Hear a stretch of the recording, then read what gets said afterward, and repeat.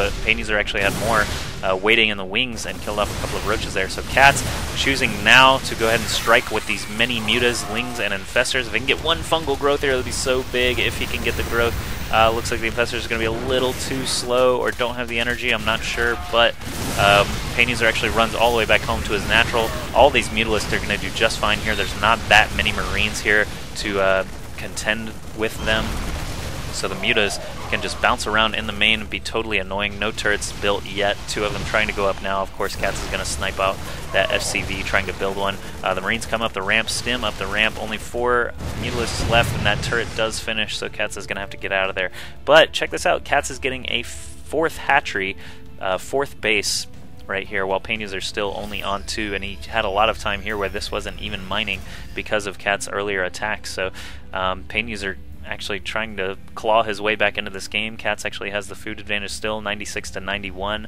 PainUser getting that natural up, turtling up a little bit here with some siege tanks and bunkers, trying to make sure CatZ doesn't blow all that up again. CatZ actually transferring, wow, 16 drones coming over here, 1 spine crawler. With all this creep spread, that might actually tip off PainUser eventually that there's a hatch over here, but we'll just have to see.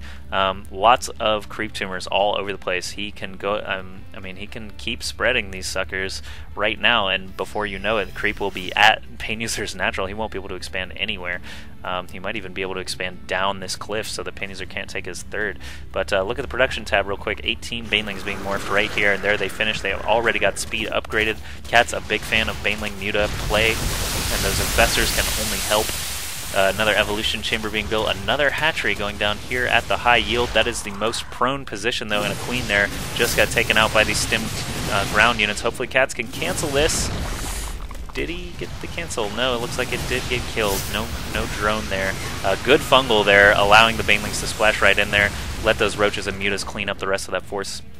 Unfortunately for CatZ, he did lose the 300 minerals for this hatchery, but he'll be able to rebuild there pretty soon.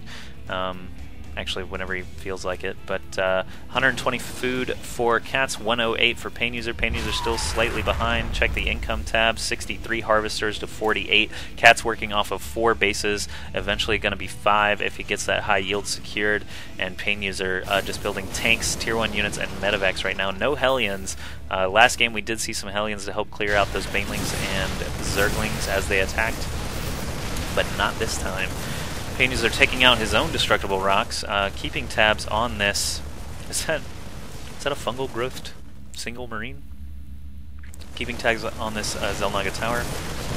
CatZ has a fully mining base right here, an almost mined out main, a fully mining natural, another base over here with 3 spine crawlers coming down, and this high yield is totally undefended right now. PainUser doesn't know that, of course. Oh, and there's actually a ton of speedlings and banelings right here.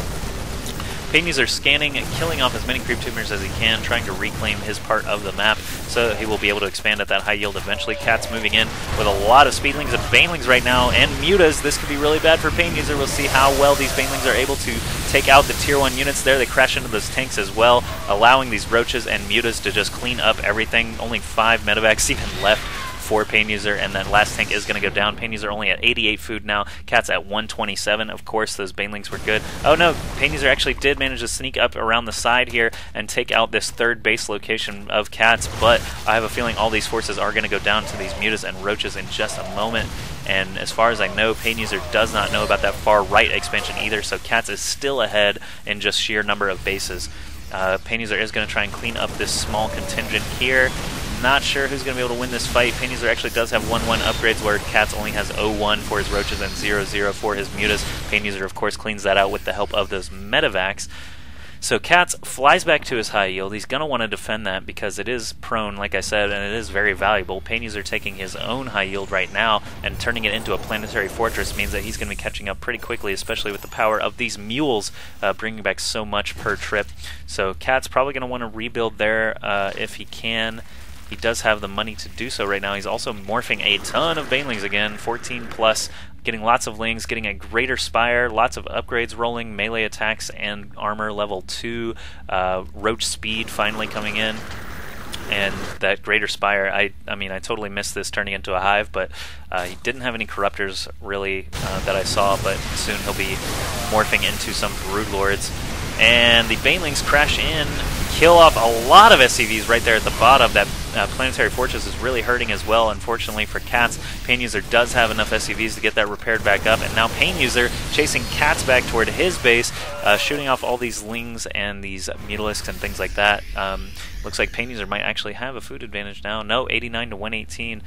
So despite losing all those banelings, he did kill a lot of SCVs with them, and just didn't really have enough support forces for the time being to be able to clean out that planetary fortress. The Greater Spire, like I said, is done. 9 Corruptors being built, as well as a bunch of Lings. Oh, check this out. CatZ looping around the bottom side here. It's going to be able to pop out of this brush, or actually be able to kill off these depots at least. PainUser's army is way up here at his high yield, so these Lings and Mutas might actually be very, very effective once they get through these supply depots. Let's see how PainUser reacts. It looks like he is just scanning and killing off more creep tumors. He's responding with just a small amount of Marines and Marauders. Stims up to head over there, but CatZ actually has more forces right now than PainUser.